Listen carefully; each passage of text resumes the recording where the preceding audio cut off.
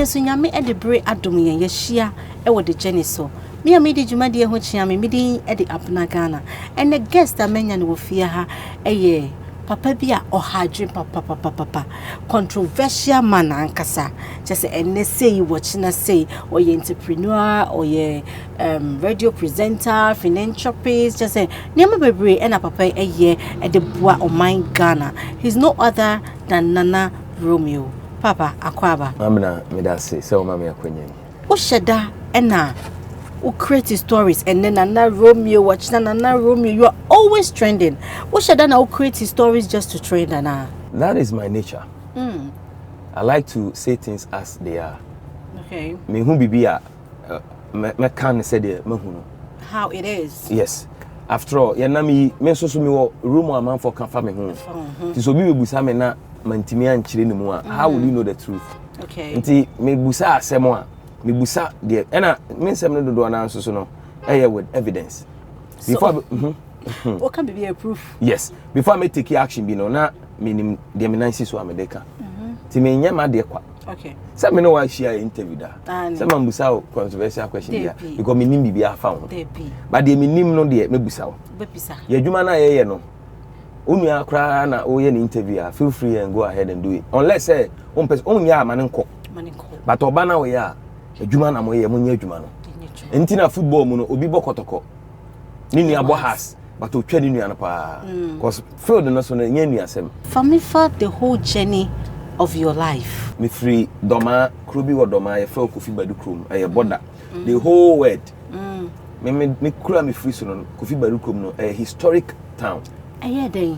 The enti ane say e ho pen na ye the only border town wa se wo si na ya nkyerɛ say e hye ni a unhu da. Okay. All because ye nto hye bia. Okay. Enti obi te Ghana. Obi te Ghana. Obi so Abidjan French nso obi te Ghana but okodidi wo Cote d'Ivoire. Eba. No aba beda Ghana. What you say ye bida? Busuan me dem no ye nipa num. Me ma me di kan wo mpanyinfo mienu a omo firi mu ma beto omo ema mienu. But omo a me no omo anyini no de ye 5. Okay. Me nko na me ye bema wo mu. Okay. Ni me hye mfini so pe me nuanam keto mienu na mpanyinfo so mienu nti me wo middle. Me ma me ne papa nyina ye nkramofo.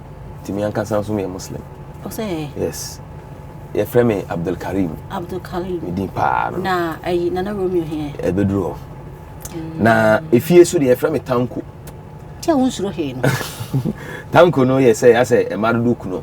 I say me nuanam ye ma nko anti me na me omu nua be ma anti omukunu ne me. To be odi Tanko bia Tanko bia one boy. Okay. Yes. And a man ye kandi. Me ma dodo yire. Sanity. Okay. Okay. Na one say Tanko no say de meka I say emadudu kunu. Na ROMEO so dia na onim fa ROMEO so say sa yes ROMEO lover boy. Ba me ma me ne papa de me call French school. Okay. Me started me basic education na wo Kofi Badu krom. Okay. And French no we primary na and I say say me almost system no ne Ghana system no difference kakra wo. Okay. Because here no o start class 1 na we class 6 until we class 6 na wako college. Okay. What I say our system no any ahano school system no difference kakra wo. Okay. But we primary na obeko CM2 and no I say JSS. Okay. Na fe wako SS and no friend college. Na just work French. Me a French teacher kra ma kira abre. Oh, yeah. That's great. Nti me ko college no kumfa wo and so Cote d'Ivoire. Okay. Ti me we no na say ma we SS. Ti me ko Benin Cotonou ekoto a amadisua e wo ho. Okay. Nti me we no ena me papa free mu na me was 16 years na papa free mu ntina aka me ma me nko me ma me so koko no ton koko na me ma me aton nti wudu badu ko mo bi afen kokora asa me ma me ne afen na mu wura sanity ti kokora ba na mte asa na mu wura ba so ni sanity ti kokora na mu wura ba ne hia no ena I'm always proud me tena radio so kra aka ba bi me free ene brama bre I mean to encourage other people nti me call me school of French nyina wie na me bae no me kai 2003 na me bae hata na me papa free mu ya and it so nyina say ifie jadum na me so nko na makoye bema okay koko say na ton koko koko sika kura a day endru 50 Ghana po akura se asetena manage ni sa nti ho na me hu say me akasa me pe challenge e bia na pese me challenge me ho abrabom ti me ya na me ka kire me ma me say pese me do me hu hwim na me ko tubata me ko hustle me ma me am pe because ne ba be ma ba ko o tubata o ko he e na me say o nyame adoma ko school nti pese me start to kire French okay nti me apply for school bi wo Doma a friend of Pentecost Preparatory School or NT Doma NT. Okay. And a farmer as friend teachers. At time can me pay no do 50 Ghana po. Wow. 2004. Ti me try there na 1 year. But na me who say pay no emwa me. And me yes no. Sa time no mu na radio no so ba me mu. But ni nyina mu so na me go school Ghana hada. Okay. Na me go school hada. Enti me kan say brofo bia me kan ya ankwala no de sere me pa me you feed that.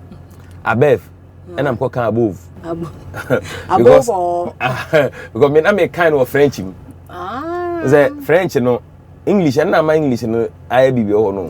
French baby abehu abia na ya kana okay. English wetimi hu apa so you say nti ama English no but French no nti me hu above no o na wo ho no and nti na say o and I'm say above and I'm kwala de sere bia many kura shadanka so mending enaja me manisa na me de free doma ti me free doma na me ba techiman na techiman po na minimo bia wo ho menim de ka me kra me ka se me ko techiman me kai se me kra me ma me se me ko techiman na me ma me mpese na me kra me se o one me nko na o de enko pe obi ho na me ntena keke e no se na hwan minimo bia wo ho eti me ma me ani ba no so no na me ko ama family bag sa me bag no so we mfi de ho it's really important na woni mfonyini beto a eno ye day ana me freedom akotechiman na wo hwe shoe bia na ma hye aso obi a hye aka no de ama me shoe tintintini ena ma bo me tie ba sa bi cheze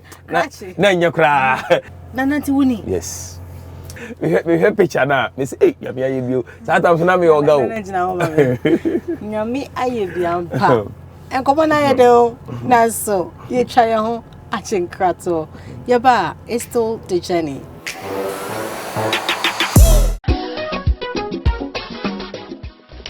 If I show Brian, I'm sure you'll bag. Bra, and not so good. No problem, I'm sure you see about Queen Wayne and say. Bra, said your time about Mister, it's your chimney fearful, and not your back ever so. Really, I know this offending now. Bra, so make us a minute time about Mister Huadansia. We are singing now about Timinka. It is some malaria, what run the time about Mister. And you know, go, dear, no more to want to meet any deal. What run the time about Mister?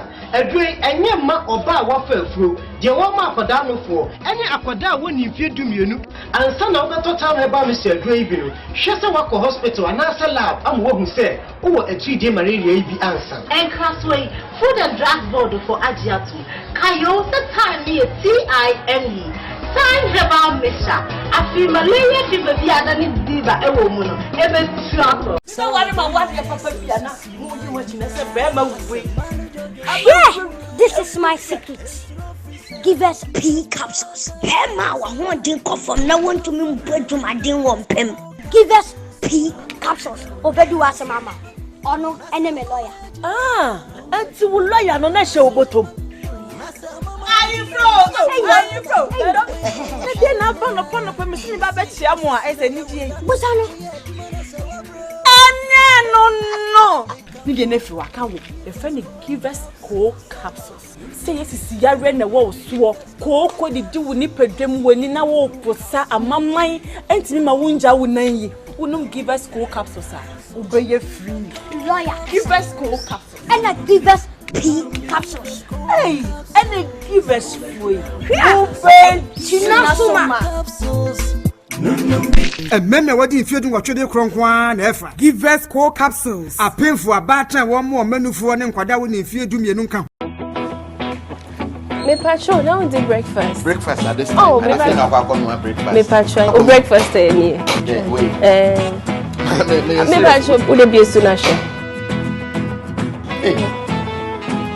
Every low fat rice pudding. Rice water, yeah. Yes, rice water, yeah. Abena Ghana. Me for bone brown. Let me show you mama. Every low fat rice pudding. sugar milk bibia ubi eswana woody. Whey powder no is good for building your muscles and then you're low in fat. And also even toppings, bibi the gusua, their chocolates and katia, bibia betim the gusuna wedi. Every low fat rice pudding. Abenda the bibia FD ahwehwe sa adwadie nkratoa imu agye atom se eye.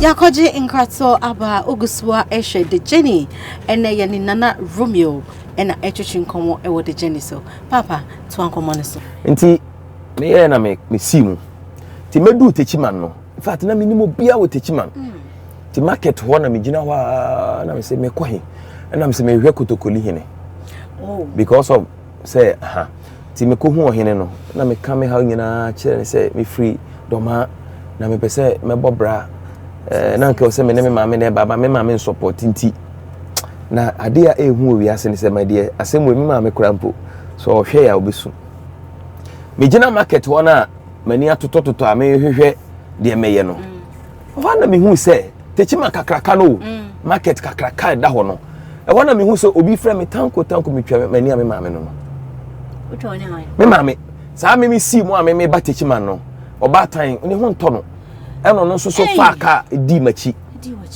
eno obesi wo station ti sa atam na me gina ba bi a ase me dwindwin kotok me kope kotokoli hene ho. This is interesting. Yes ti wa na me ma me bom na me say how eno say ontumi nyamisa yes na let me won say we techima kakraka na otimi besi ye no hu me that moment no asem we you frida ti me ma me di manim na ekohu kotokoli hene no ena mo kasa ya na mo pele so ena yene ne say ni fi ho no de aye ma ba ne ba ko ewo techima we from man Priscilla ena o de me command ne ba ne say onjina o ma me ba bi ntina na me ne ma boys ene da na mo sue fufu a ne ma boys no ye 3 o me age mates o ha keto na wo mu ne sua kakra fatao e say krobo kotoko a wa free kotoko kra kwa bruchi fatao okay say obi enim kotoko a fatao ya sheshe go na yes keto no yes no striker and our free kotoko enti na me ne fatao mo ne da ye sue fufu a me na me wo fufu no sa he ba de papa ti ase me wo fufu no na de ya ne say me wo fufu na so be wi na me de kakra bi na ka person nyande yes na papa no so ne iri etu na ba ko pemasem na ba ko so pemasem na de on pemasem no na no ye din si de pemasem no nti in fact yes itimi ko hye dem su a hwe ebi wakra me de ade beto me ba mi hu ba wona ho akọ so comfortable enimu ana me apply for school Fountain International School and I farm as friend teacher nti na me ko kira ade ba sa nti mu ho no na me se no ade kire no kwa no ma me yese me san ko school ha bi me wa na me ko basic crowd Ghana na school bi wo techima ne fro Amadia Junior High School and I'm co headmaster Mr. Ponsa na me se Mr. Ponsa ono so no free bi me freedom na say ni se me ko school Ghana had a but my ben ti person register me na me tro BC no say na what bi da nko school Ghana hada obe da tro BC no so no obe tro questions na ti me set bi free class 6 JSS 1 na wan kwa obe da ti me atro na me say papa nyame adominim de opa try me and also okay the best no bit my mama me say obe mama started from JSS 2 said the bear metino ma bi ani so kakra na sa time no so na me kira de nti bi wa yampon na masim ma kwa kira de na sa time so na scan ni me ho ni kapre ti nkwala no ya ma breaker dada ma no ya me so menum medi meat pie na ko tea asa agro no say school for nkwala na mu teachers here no ma ko tabre me but na mani brisem uniska ba me de yes agro kwala ntimi to dokunu nyina bre me na madi nti enumu saa no na me san ko school na esense na system no mu nyenti no saa school atade uniform no color we bi no Abena no say down here as a coffee cocoa we brown and a top no ye color bi say ti top no kwa na de bia me hye de ko kira de because na me nin tade sa nti no down no de bitimi sesa ba top no de no a ti na mo kola no kra say ai say we de bia tade ba ko sa ba no mu nim de ko so ma brabo nti ene mu saa na saa time no so a na me kira de ko school so no na me didi obi achi wo Classic FM na oba radio eso ti na me the French no kokko ne chen otimi bie mic na makasa san ena nipa no be free ho to be free ho no ena me apply for radio station bi wo Techima wa Star FM. Okay. Ena me throw applications letters be 6 ti de to so 6 no ena mo frɛ me na mo ka je me say ebe ma chance but ye nyes kan tua oka ena me say o me pɛ ne sa me yes enti me boduma ne saa 1 year ni tua meka ba na choba afo ni tua meka I say o de obey advert payo yes eno saa no me hyeda chi ni kuro mo nyina choba afo ni nyina so na ma je obia number saa time so na nyame adom ya start yusu yam bi ti me o na ma frɛ ante maba o mo fanto o because o chia na wante a okwa fufuo no hwe a ade onya bili ba se o te se wa chia no ti me ya me say ante mo fanto o ebi okra me wa ma san frɛ mu tie de o se an ti na ma chia ti me ba ya na fufuo no soko na madina de akwa akoda.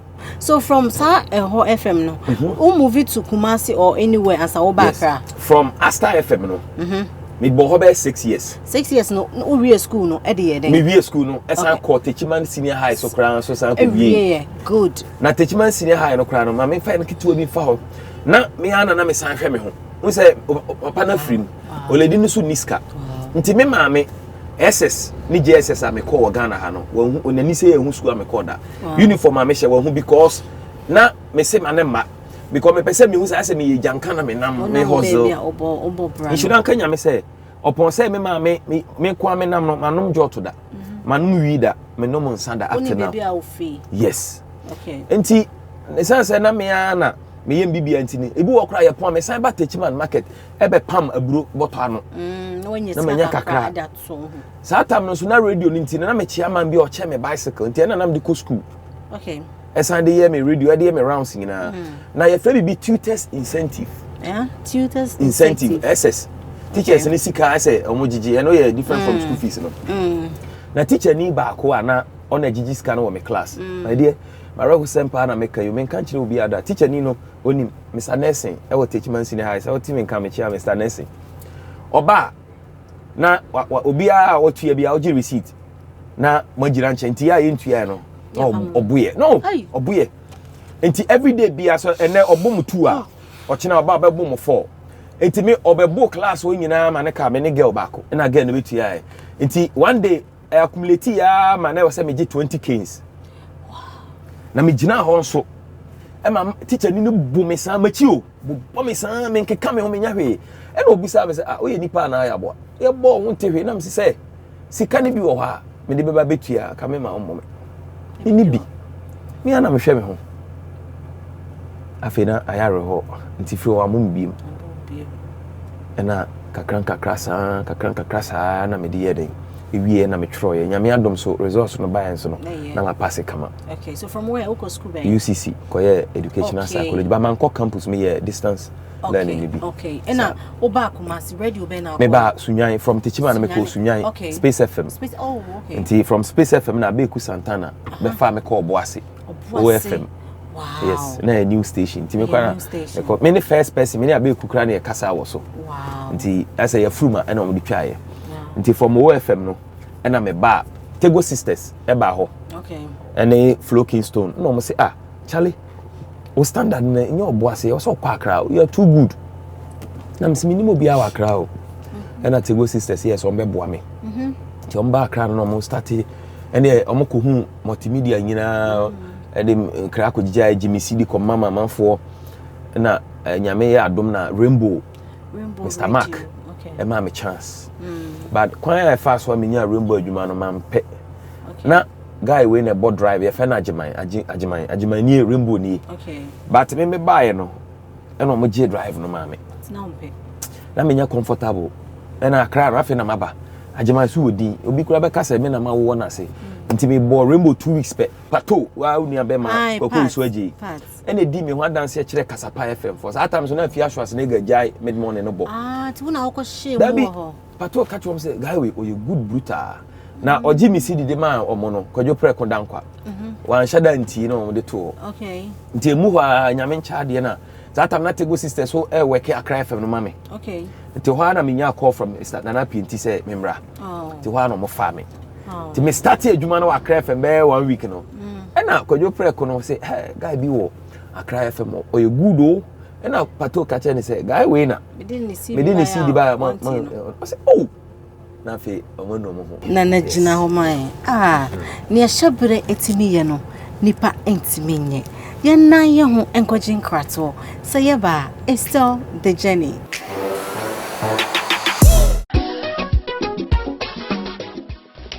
If I shall be, I'm sure you'll bag you. Brother, and not to be. No problem, I'm sure you see about Queen Wayne and say. Bra, said your time about Mr. Etia Jimmy fearful, and not about the ever so. Really, do this offending now. Bra, so make us a minute time about Mr. Huadansia. We are singing now about Timinka. It is some malaria. What run it time about Mr. And you go, the enemy to want to meet any deal. What run it time about Mr. A great and your ma or bar waffle through. The one ma for down for any aquada when you fear to me, and some of the time about Mr. Graybill. Shasawako Hospital and NASA Lab. I'm what who said, oh, a 3-day malaria be answer. And Crossway, Food and Drug Board for Ajiatu. Kayo, the time near TIME. Time about Mr. I feel malaria fever the other need diva a woman. Ever trouble. So what about what your papa Piana? You want to say, Bema way. Yeah, this is my secret. Give us P capsules. Pema, I want to come from no one to me, but to my ding one pen. Give us P capsules. Obedu as a mama. Or no, enemy lawyer. And to lawyer, no, show bottom. Are you pro? Then I found upon a permission about Chiamua as a Niji. What's No.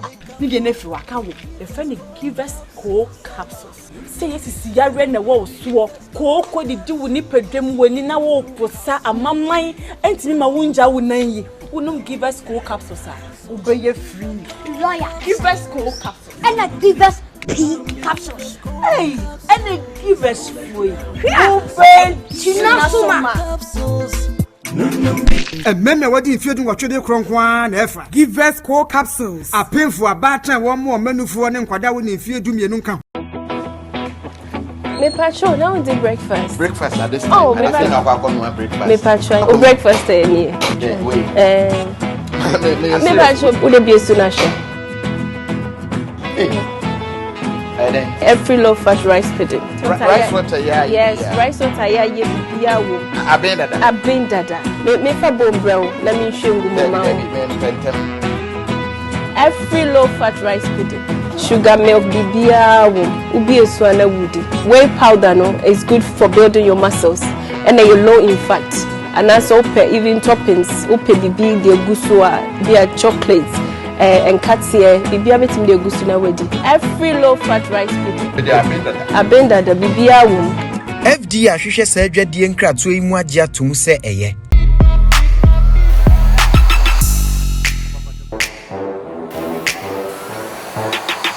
Yako akaji enkrato aba uguswa ehwede Jenny ene meninana Romeo ena echichinkomo papa. What has been your success secret? My success secret na ye nyamisro. Yes, misro nyame pa ntina misonso me ho abrabom no because mahuni say enye nipa ni hira nipa nyame ni hira nipa. Ntino I was say me bre me ho asema nyame no hira me. Ba bia mabedu abrabom ne no enye nipa na ye nyankopon na ye. Sempo nipa na ya onyame de fa nipa so afei me pese utu eye youth a ene omo ba obibia o hwen opese obeye se nana Romeo omo wo passion ni so obeye radio opese obeye personality bi edi asem kra na obeka kire no well de bia na meka say the fact say obi ye bibi ni nkire se won so koye e bia se bibi e bia de passion na ye odo anye bia de na opese wura mu no o passion wo mu de o odo ana obi eye bi nintina kwaye I say mobile money business yi obi eye bi but e bi ananka wo no wo business a eye wo calling na nyame de amount men sorry nkodi bibi a chikeke because obi eye bi da bi follow your passion, follow your heart and follow your heart desire the open no na kwaye men yes obi wo person yes obi wa brabo mo a wa ya you deviate from your purpose on earth. Don't try to be like someone but follow your heart. Nana Romeo si follow your heart ampa. Na answer na obekono ye wa chede sonko a the journey so de obana ya mawa na chese. So this is flowers. Much for coming. Wow. Nyami Israel. I say we there odo. Yeah, I appreciate you. Say your domo papa.